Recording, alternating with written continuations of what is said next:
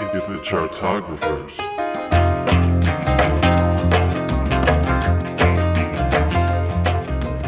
Hello, everybody! You're listening to the Chartographers. Everybody. Guys, we're having mimosas right now. It's the Chartographers, music loving podcast, music loving people. This is the first time we've done like an early afternoon taping. Thanks for accommodating me. Absolutely. Well, we had to accommodate me too. Yeah, so it worked out great. But I just wanted to see Bobby in the afternoon. Bobby and anywho, so it's me, Evan Sadi. It's co-creator Taran O'Reilly. It is special guest at Chartographers All-Star, Bobby Evers. Hi. Hey. Listen, we just did our St. Vincent episode. We did the ranking. It was fun. I had a good time. I had a mimosa. But most importantly, though, we need to do the thing we start off at the start of every Happy Hour Minisode for our freewheeling fun time discussion. Guys, what is the worst St. Vincent song? Goodness. I know. It's tough because there are some that are definitely forgettable. Right, that's the thing. That's sort of a black mark. I'm looking at these track lists and I'm like, I don't know offhand what Neutered Fruit sounds like. Or Hysterical Strength. No. Yeah. So, I don't know. Yeah, I don't have an answer to this question. Yeah. Her remix of Girls Like You by Maroon 5. Yeah, maybe. Tell me, how does the Apocalypse song go? Oh, it has that electronic intro that I can't think of right now, but it's like it has this very kind of like stuttering intro and then goes into the rest of the song. It's very good. How do the words go? Bobby, I'll pull it up in a second. It's God good. damn it. So yeah, the Apocalypse song I think is very good. Not her worst. That's the thing is I don't have an answer for this. I really for the first time I truly have no idea. The sequel? How does the sequel go? The very drab and arty. It's really boring. Yeah, that's probably the biggest. She has boring songs, but usually my one for this is either like horrible lyrics, which I don't think she ever really touches on. Not really. Yeah. Or like obnoxious sounds, which besides like the fuzzed out guitar, some could argue, but most of the time that happens, I'm actually enjoying it. Yeah, so I was surprised that you eventually wanted to save me save me from what I want. Given the intro is that harsh keyboard, that kind of sound that goes into. Oh, is that what opens Save Me? Yeah. Oh yeah, it's the synth strings. Yeah. But the rest of the song's so good. Yeah. It does that and you're like, what's happening? And then as soon as that breaks with a single like drum hit, and then it's like a fantastic little weird indie pop number. I will say about Save Me From What I Want, I have a good association with that because my friend Kelsey, who honestly we should have had on as like the fourth guest. Okay. I should have lobbied harder for her. I'm sorry, Kelsey. She did a cross stitch of St. Vincent. I already like where this is going. With like the hair and the everything, and I think she posted it on Instagram, and St. Vincent used it as the like backstage pass VIP things for like the people, the staff. Yeah. And so that was like a huge thing for her. But I think that the sad note was that like she didn't like credit her. She just like did it. I was like, oh. I mean, I'm honored, but also just like give me a shout out. So then once I saw the cross stitch, I was like, I commissioned her to cross stitch me one that was her holding a guitar with the Save Me From What I Want thing to like give as a gift, because like I don't know, that is an interesting thing to hang in your home to remind yourself to save you from what you want. Yeah. I don't know. Yeah. Good. That's the most Bobby story I've ever heard. Please commission a cross stitch. A cross stitch for emotional chastity. Can you do that for me? That'd be great. More importantly, though, the thing is that she is a fascinating person. For the longest time, I mean, we're not really huge personal life people, but it's also the fucking Happy Hour Minisode where we talk about whatever we want to talk about for the artist, because it's our podcast and not yours. Oh God! But more importantly, I think it was just interesting that, honestly, there was a long time people didn't know that she is a lesbian. There was kind of just, no real discussions about it for a while, but I guess because she's had 2 songs on the Twilight soundtracks over the course of time. Oh, the one with Bobby Evers is actually really good. Yeah. It's called Rosalind, which is, I think, one of the characters' names. I don't really care. I I just made the connection that she did music for those soundtracks and then dated that person. Kristen what? Stewart. Kristen Stewart. Oh God! Oh, she did. Yeah. Yes! Yeah. Right. I remember being Right. really mad when I found that out because, like, I'm not the biggest K-Stu fan. So I was like, Annie, Ew. you can do better. Yeah. I'm not the biggest fan of you just saying K-Stu. Exactly. Doesn't she? I mean, like, doesn't it make No you just one- want to, like, disregard? No one says that. People say it. I've been on the interwebs. I was on a Reddit once. Yeah. Yeah, no, that was weird. I mean, the other thing though is that, like, do I like Kristen Stewart? No. Has she given some performances that surprised me? Yes. And also, if you look at their personalities, it kind of makes some Kinda, sense. They're both very dry, sort of humorless, extremely introverted. Like, it makes some sense. The Cara Delevingne thing, on the other hand, made even less sense to me. And they were like a hot item for Yeah, it too. that raised St. Vincent's profile in a way I don't know that she was expecting. Yeah. Because Yeah. she was suddenly, like, in the T-Swift crew. And, Right. like, didn't she play with Taylor Swift live once? Yes, she did. Well, one time when she was doing her last tour and she kept bringing guests out. Oh, yeah, Beck! She brought out Beck and St. Vincent to do Dreams by Beck, because that was a single at the time. Dreams. So random. Yeah, but she was doing her signature Ernie Ball guitar, which she premiered there because she's in tight conjunction with the company on that, and she's a great guitarist, so that's what she did. More importantly, though, Bobby Evers has... Well, also, the sad thing, I was sad to find out that she and Cara had broken up. I think right before Mass Seduction's release. But, you know, it's fine. I'm not worried about her. Don't we think Young Lover is about their breakup? I thought so. Yeah. But anyway. But it was interesting. Also, I was reading an interview with David Byrne, how he talked about how she apparently is very, careful with her personal life. She doesn't talk about it a whole lot, even though we know decent amount about her. But even David Byrne, the human enigma that is, was just like, yeah, I don't know that much about her. You know, Yeah, like after she's a working, mystery. like after working with her for like 3 years on this album and touring with her and all this stuff, it's like, yeah. You know, like he just kind of... Like, he respects her art and they're not, like, tight. Yeah, which I think is, That makes sense for both of them, though, honestly. Yeah. They connect on that intellectual level, which is fine. More importantly, Bobby Evers has seen St. Vincent perform no less than 4 fucking times. Yes, that sounds right. Walk us through. So the first time was... I think it was before Actor. Okay. I think it Wait, was really? yeah. During Marry Me? Damn. Not during. It was probably like right before Actor came out, and then there was like another tour the next year, and I went with some coworkers, and that was fun. I think I liked it better the first time, and then the second time I was like, okay, I've sort of seen this. And then she was at Pitchfork, and she was amazing because she like. Did she, like, smash the guitar or smashed her head on the guitar? And it was like, Annie, Whoa. what you doing? Annie. Annie, are you okay? Annie, are you okay? Was Are it you a okay, performance Annie? where she was, like, playing a bass drum with her head or Oh, something? that's what it was. Yeah, that's right. That's what it was. I missed all of this somehow. Yeah, it's probably on YouTube. Okay. You can watch it. Yeah. But and then I saw it at Chicago Theater with my friend Mike Bukowski, who would get me into free places. And there was a heckler during the beginning. And, I mean, like, a heckler, but he was, like, a drunk fan who was like, let's talk more rock, play the hits. And it was like, but what are the hits, sir? Tell me what the hits are. Tell me which singles you like the most. The Strangers, then, got it, go. Yeah, eventually he excused himself, and the people around him, like, including me, like, gave each other a thumbs up, like, yeah, Good. fuck this guy. Yeah. And then I wrote a concert review for the CHIRP Radio blog for that show that was in the form of an open letter to the heckler. And so, like, I used that form as, like, a way to chastise him and heckling in general, and also, like, review the concert. I'm like, oh, it's too bad that you left because she did this amazing thing in deep detail, and, like, yeah. Yeah. And then St. Vincent used that review as part of her backstage Right, pass. and then didn't credit me. Motherfucker, god damn it. Yeah. I love that she said that I watched the KEXP performance that she did for Mass Seduction, where it's just her and an acoustic guitar, which is great, which is, yet again, more iterations of the Mass Seduction songs, which I'm fine with.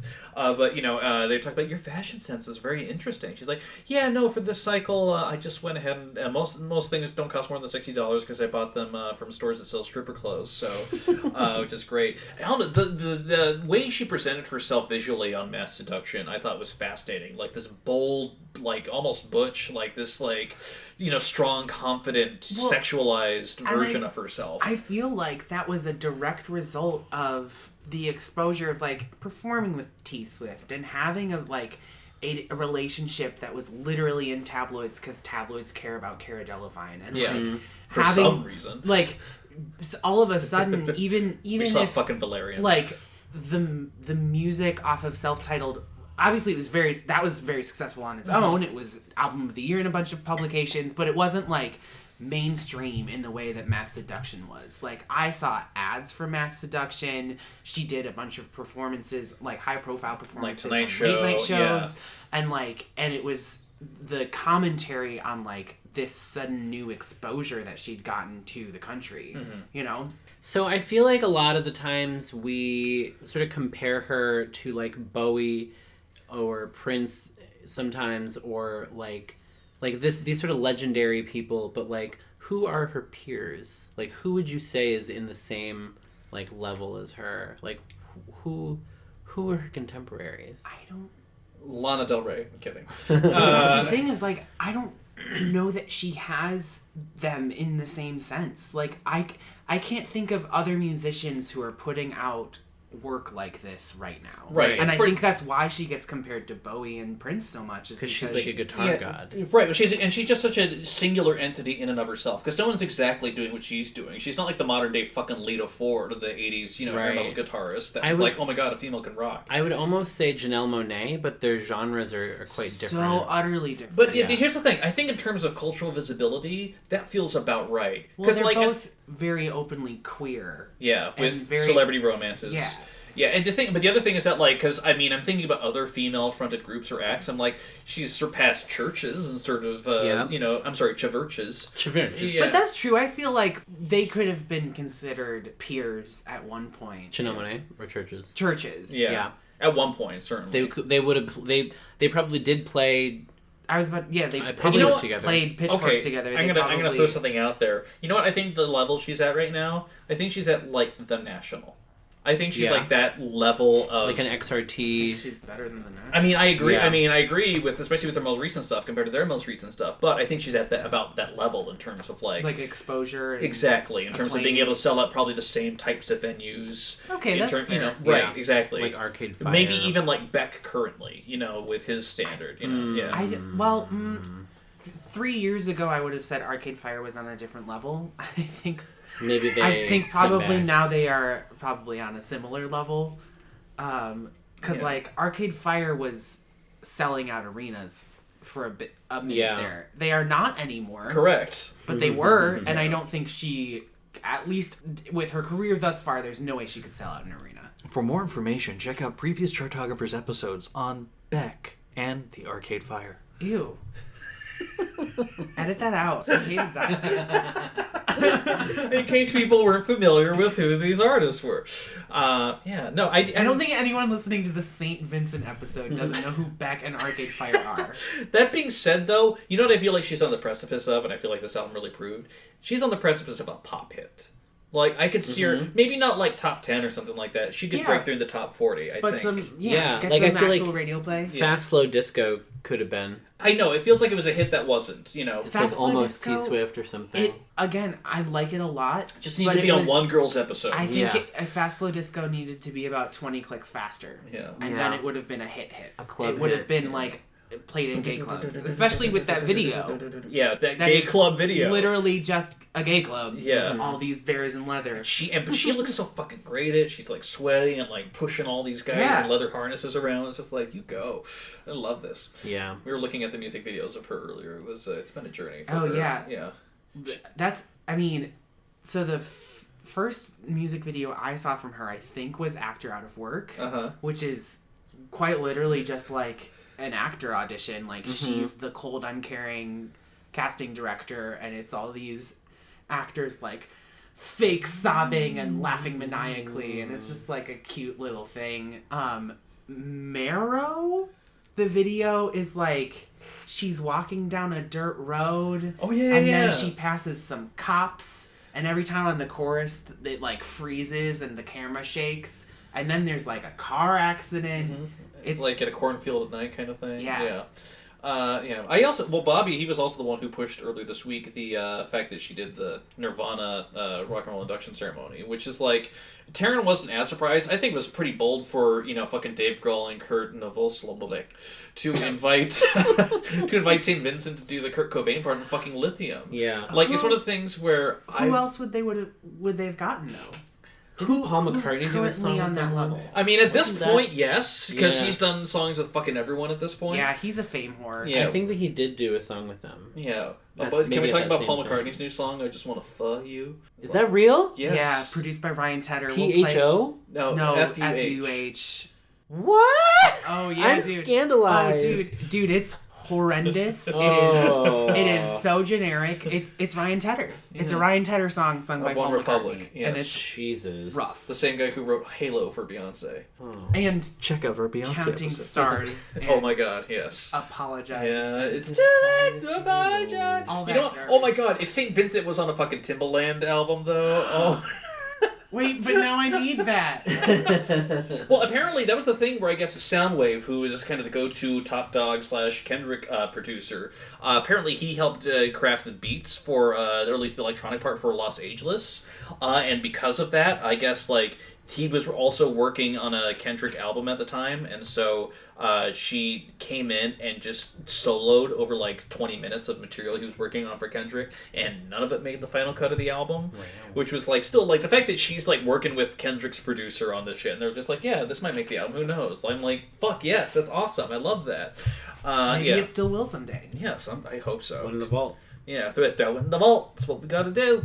Anyway, I'm just very excited to see where she goes. What's that? I'm excited to see where she goes next. I feel like, barring something else, I feel like that top 40 thing will probably happen. I Yeah, feel like except that given her schedule, we're not going to have a new album until 2020. yeah. She should just play the Jareth character in the remake of The Labyrinth. Oh my god, yes, she should. Are they remaking Labyrinth? Not Is to my this happening? knowledge. This Okay. is just an idea I have. I need it. I need that in my life. She'd be so good.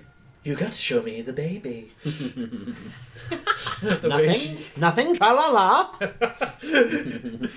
Oh my god, I want to hear her rendition of Magic Dance. Wow. Right? Wouldn't that be so good? That'd be so good. Yeah, and listen, Hollywood, thechartographers@gmail.com. And maybe she could write some newer, better songs for the rest of the movie. Yes, for like all the other non-Magic Dance songs, Like that perhaps. ballroom scene. Yeah. And like those fire dudes. And yeah. Chili down. Yeah. Yeah, right, that one. Yeah, I also love it. Well, she also directed that segment for that one female-fronted horror movie anthology, XX, which in the KEXP interview, she's like, yeah, they approached me like, do you want to direct a horror movie? And I'm like, yes, I absolutely do. I didn't think this is something I wanted to do, but now I think I'm kind of in love with it. Right. Yeah. Now that it's been offered Yeah. to me, of And apparently she might be directing like an actual movie at some point in the near future too, like a full length. Like she's talking Great. about the script that she had from this like well-known screenwriter. She's like, yeah, let's fucking do it. Let's make it happen. Which It'd I'm be like, interesting yes. if she also did the music for that. It's one of those things where like I think that would be cool. I also feel like that would maybe be too much of a workload because like Prince thought he could do that, and as we all know that wasn't a thing.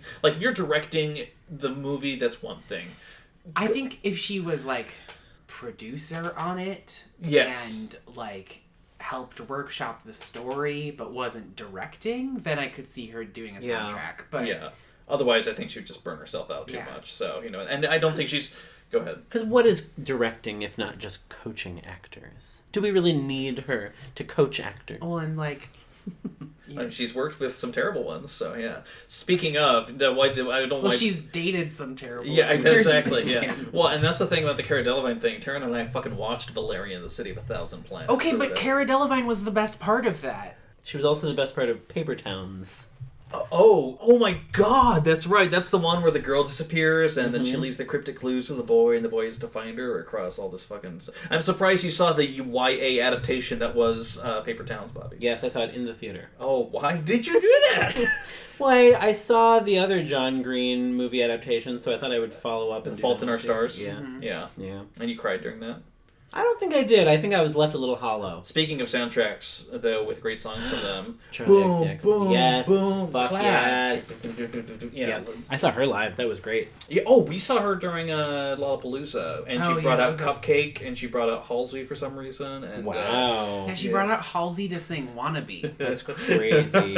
It was pretty surreal, honestly. Man. Yeah, but Cupcake was goddamn great. The most vulgar female rapper there is, who should also work with St. Vincent, I'm just saying. That was the other thing, like, I would have liked to see when Lady Gaga did her fucking Bowie tribute at the Grammys. I'm like, St. Vincent, Yeah. I think, would have done this a lot better, because I feel like when Gaga did it, it was all, like, puppetry and prose. Whoa, can you imagine a St. Vincent Super Bowl halftime show? I can imagine. Yes, I mean, I think it will exist in the realm of pure imagination, but, you know. But then again, she did do that remix for Maroon 5, and they're going to play the fucking Super Bowl halftime show. Shit. I know. Oh my god, what if they bring her out as a guest? That'd be so insane. Yeah, her It'd and be Cardi like B. Madonna bringing out MIA for some reason. Or LMFAO for some other reason. Who the hell knows? Good times. Bobby, any other last minute thoughts on St. Vincent? Just that she did, in one of her early EPs, she did a cover of Jackson Brown / Nico's These Days, which is awesome. Oh, she also does a cover on, there's a Fleetwood Mac compilation where a ton of people do covers of their songs, and she does Sisters of the Moon, which is not my favorite Stevie Nicks song, but it's her and another guy who I forget, but And Craig Werdron. they totally reinvent it. It fits her style perfectly. It's really fun. It's like, it's not like essential listening, but if you're a fan of her, I definitely recommend checking it out. I will. She also did a cover of Loving You by Minnie Riperton with John Legend, and it is beautiful. I think it's really cool to see how her vocals have progressed throughout her career. Not that she's never a bad singer at all. Right. But she just gaining in confidence and then having the ability to sing Loving You, which is a very difficult song at all. With her friend John Legend. And, like, she has, like, vibrato, and she has really great tone, and it's nice and open, and, like, she really knows how to use her voice effectively now, even though it's still I would describe her as, like, a demure vocalist, almost. Except when she's, like, screaming. But yeah, it's really cool to see her growth in that way. What do you think it's like to be essentially a rock star and then go home and like go to a family reunion with like your brothers and sisters and like you're just like, hey guys, it's me, I'm Annie. You know, here's the thing. I genuinely feel like in certain cases we have to we keep forgetting that, you know, I would like to say are like pretty culturally informed people, and not everyone is. You know, like I say this and I mean this. A lot of people love the band Imagine Dragons.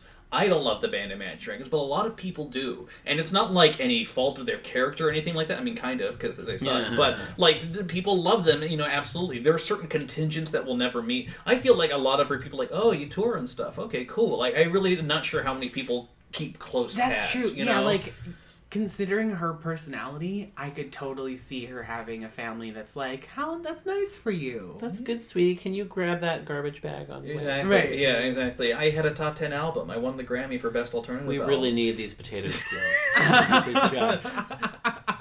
Okay, Take off that's your not true. sunglasses. I'm sure that when she won a freaking Grammy, they were very excited for Yeah. her. But You know, small things like that. Are you thinking about your future life, Bobby, as a rock star? No, Okay. but yeah. Hey, remember the time Grimes started dating Elon Musk for some fucking They broke up, right? I don't... did they? I thought they did. Maybe they This did. is a relevant 2018 questions for you listening to the podcast, friends. Right. I think we're good. Google it, then email the Here's at gmail.com. Listen to our episode on Elon Musk. All right, so...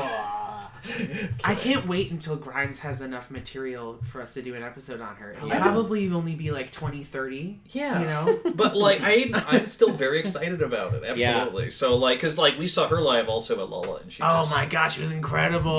brought Wow. the goddamn house Playing the down. guitar with drumsticks. Yes. What? That's such a St. Vincent thing to do. For real, though. I saw her at Pitchfork. Grimes. Yeah, it was good. Yeah. Good. Hot takes for Bobby right here. Good, Coming good, at you. good How was your week last week? Oh, it was good. I voted. Good. Oh, nice. Yeah. Fantastic. Yeah, Voting's fun. voting's great. I think we should all vote. I think we should also Well, vote for St. Vincent. The Rock and Roll Unfortunately, Hall of this Fame. album's gonna come out, or this episode's gonna come out after the vote, Right. but, you know, Cool. Good job, Taran. All right, we should end this.